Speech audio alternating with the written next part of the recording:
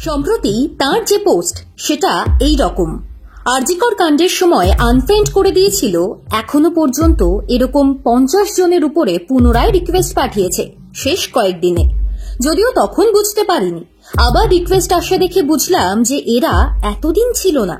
দুঃখের বিষয়, এর মধ্যে এমন কিছু মানুষও আছেন যাদের কারোর পরিবারের জন্য মধ্যরাত্রি অবধি জেগে হাসপাতালে ভর্তির ব্যবস্থা করে দিয়েছি। কারোর বিপদে নিজেও ছুটে গিয়েছি সশরীরে। খারাপ লাগার বিষয় সেগুলোর কোনোটাই নয়। খারাপ লাগার কারণ, যখন টের পাই মানুষের সহনশীলতা দিন দিন এমন ভয়ঙ্কর হারে কমে যাচ্ছে। তবে আপনাদের সানন্দের সঙ্গে জানাই, এই প্রত্যেকটি রিকোয়েস্ট আমি ডিলিট করে দিয়েছি। অন্তত এই জীবনে আর তাদেরকে বন্ধুত্বের তালিকায় জায়গা দিতে পারবো না।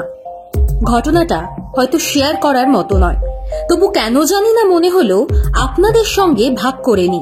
বুঝতে পারছেন এই পোস্টটি কার? জানিয়ে দিই, এই পোস্ট করেছেন দেবাংশু ভট্টাচার্য।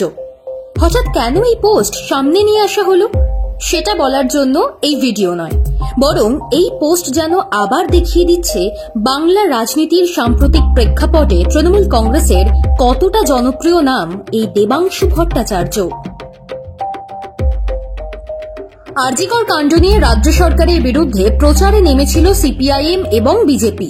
সত্যি বলতে প্রচার ও প্রভাবের দিক থেকে সিপিআইএম কিছুটা পিছনে ফেলেছিল বিজেপিকে। সেই পরিস্থিতিতে তৃণমূল কংগ্রেস কিছুটা কোণঠাসা ছিল।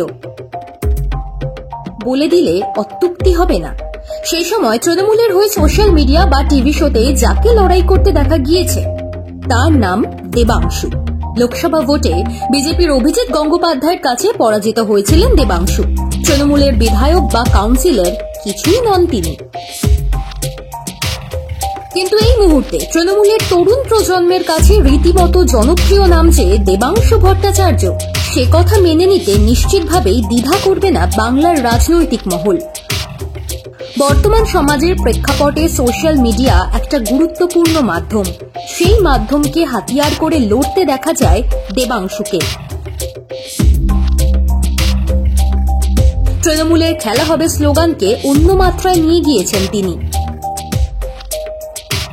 শুধু তাই নয়, টিভি শো থেকে সোশ্যাল মিডিয়ায় সিপিআইএম এর শতরূপ ঘোষের সঙ্গে তার কথার যুদ্ধ বেশ উপভোগ করেন নেটিজেনরা। আবার বিজেপির রুদ্রনীল ঘোষের কবিতার জবাবে কবিতা দিয়ে পাল্টা আক্রমণের রাস্তা নেন দেবাংশু। সোশ্যাল মিডিয়া ইনফ্লুয়েন্সার হয়ে শুরু করে বাংলার রাজনীতিতে এখন দেবাংশুকে উপেক্ষা করার কোনো জায়গা নেই। 2026 সালে বিধানসভা নির্বাচনে তিনি টিকিট পাবেন কিনা, পেলে জিতে বিধায়ক হবেন কিনা, এসব উত্তর সময়ের হাতে। তবে বাংলার রাজনীতিতে সোশ্যাল মিডিয়ার প্রভাবের কথা বলতে গেলে দেবাংশু ভট্টাচার্যের নাম বাদ দেওয়া যাবে না।